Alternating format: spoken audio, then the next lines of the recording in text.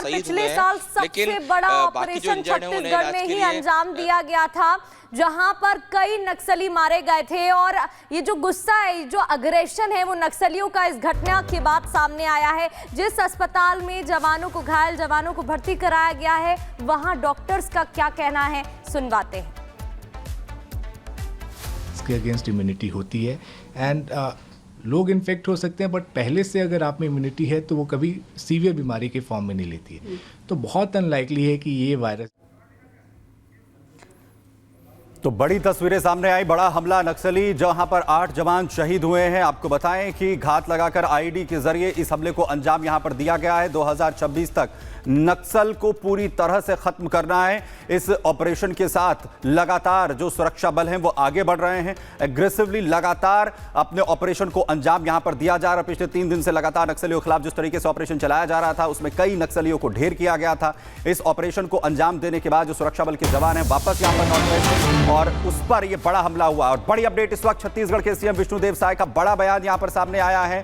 छत्तीसगढ़ के मुख्यमंत्री की तरफ से कहा गया है कि यह छटपटाहट है नक्सलियों की, जो ऑपरेशन लगातार 2026 के तहत चलाया जा रहा है। नक्सली इस वक्त हताश हैं, विचलित हैं, जो अभियान लगातार चल रहा है। ऐसी काराना हरकतों को लगातार अब इसलिए अंजाम दे रहे हैं। जवानों की शहादत किसी भी हाल में बेकार नहीं जाएगी। नक्सलवाद के खात्मे के लिए यह हमारी लड़ाई इसी तरह मजबूती के साथ चलती रहेगी। मुख्यमंत्री विष्णुदेव साय की तरफ से यह बड़ा बयान, जिस तरीके से काराना हरकत नक्सलियों की तरफ से अंजाम दी गई, हमारे जो जवान हैं उनकी शहादत, उनकी मेहनत व्यर्थ नहीं जाएगी, मुख्यमंत्री कहते हुए। आपको बताएं कि जिस तरीके से इस काराना हरकत को अंजाम दिया गया है, उसके बावजूद अब बड़ी कार्रवाई होगी, नक्सलियों के खिलाफ बड़ा ऑपरेशन चलाया जाएगा। और सत्य विजय लगातार हमारे साथ जुड़े हुए हैं। सत्य विजय, मुख्यमंत्री विष्णुदेव साय की बात करें या डिप्यूटी सीएम अरुण साव की बात करें, साफ उनकी तरफ से कह दिया गया है कि ये जो भी हुआ है, इस बड़े हमले की बात हो तो जवानों की शहादत बेकार नहीं जाएगी, बड़ा कदम उठाया जाएगा। और जिस तरीके से नक्सलियों की तरफ से मनोबल गिराने की कोशिश की गई है, तो यहां से पूरा साफ तौर पर यह स्पष्ट कर दिया गया, बता दिया गया है कि हम अभी भी तैयार हैं और हमारे जो सुरक्षा बल हैं वो ग्राउंड जीरो पर उतनी ही ताकत से लड़ते रहेंगे। जी हाँ, बिल्कुल। देखिए, जवानों की बात करें या एंटी नक्सल ऑपरेशन जब होता है, जिसमें डीआरजी, एसटीएफ और सीआरपीएफ तीनों टीमें एक साथ मिलकर संयुक्त ऑपरेशन चलाती हैं, और पिछले 1 साल का रिकॉर्ड ये बताता है कि अब नक्सलियों से हमारे जवान पीछे हटने वाले नहीं हैं। हमारे जवान एग्रेसिव होकर आक्रामक तरीके से घेर कर अटैक कर रहे हैं। अभी ये घटना दुखद है, जिसपे छत्तीसगढ़ के मुख्यमंत्री हों, छत्तीसगढ़ के उप मुख्यमंत्री हो, चाहे आईजी बस्तर, जिनके नेतृत्व में ये ऑपरेशन किया जा रहा था, उन्होंने दुख व्यक्त किया है, परिवार को संवेदनाएं भी दी हैं और ये भी कहा है कि इनकी शहादत बेकार नहीं जाएगी। साथ ही साथ ये भी संकेत दिए हैं, ये भी संदेश दिया है नक्सलियों को, जो कि लालातंक फैलाने की कोशिश कर रहे हैं, कि और ज्यादा आक्रामक तरीके से एंटी नक्सल ऑपरेशन चलाया जाएगा। और इसी का नतीजा है, मैं बार बार कह रहा हूं, हमने ग्राउंड जीरो पर रिपोर्टिंग की थी जब अबुझमाड़ के जंगल में 31 नक्सलियों को मारा था, तो उसके लिए 2 दिन होमवर्क किया गया था।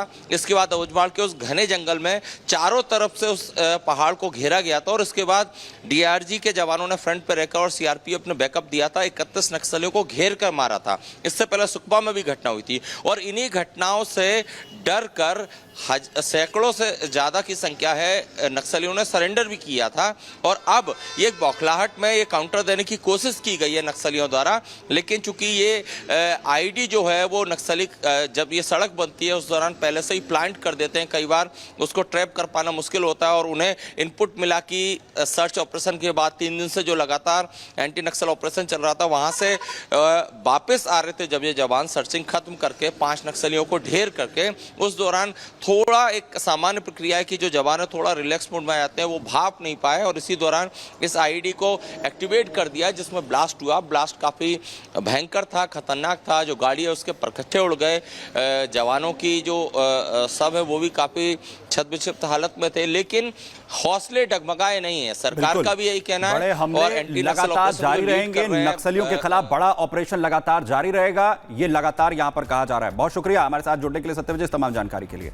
चलिए खबरों में आगे बढ़ रहे हैं और आपको बड़ी अपडेट बताएं बिहार से, जहां पर 14 दिन के लिए अब प्रशांत किशोर को जेल भेज दिया गया है। सिविल कोर्ट के आदेश पर दरअसल जेल भेजा गया है प्रशांत किशोर को। प्रशांत किशोर ने बेल लेने से इनकार किया था।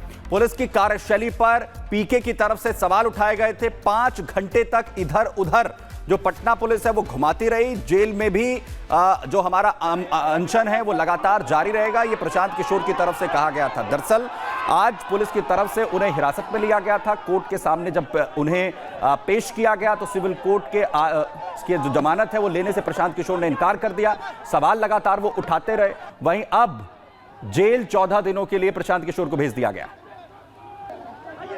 आज सुबह 4 बजे गांधी मैदान में, जहां हम लोग पिछले 5 दिनों से शांतिपूर्वक सत्याग्रह कर रहे थे, मैं अनिश्चितकालीन आमरण अनशन पर बैठा था।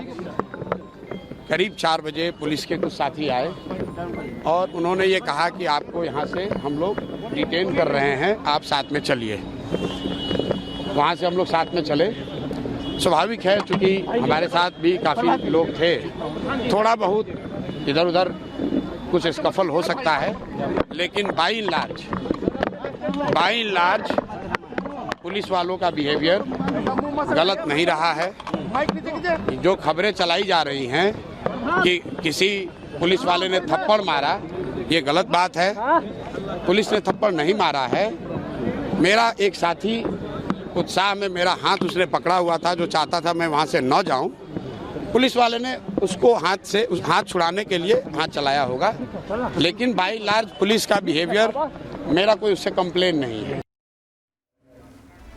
तो जेल जाकर भी आमरण अनशन जारी रहेगा, प्रशांत किशोर ने यह बात साफ कर दी। दूसरी ओर बिहार सरकार के मंत्री नितिन नवीन ने बयान दिया और कहा है कि छात्र अलग हो गए प्रदर्शन से। दरअसल बिहार सरकार के मंत्री नितिन नवीन ने यह बयान दिया और उन्होंने कहा है जिस तरीके से प्रदर्शन लगातार किया जा रहा था बीपीएससी एग्जाम को लेकर, अब छात्र अलग हो गए हैं। प्रशांत किशोर के धरने से छात्र अलग है, मुद्दा खत्म हो गया है। अब आंदोलन किस लिए हो रहा है, ये सवाल भी पूछा है।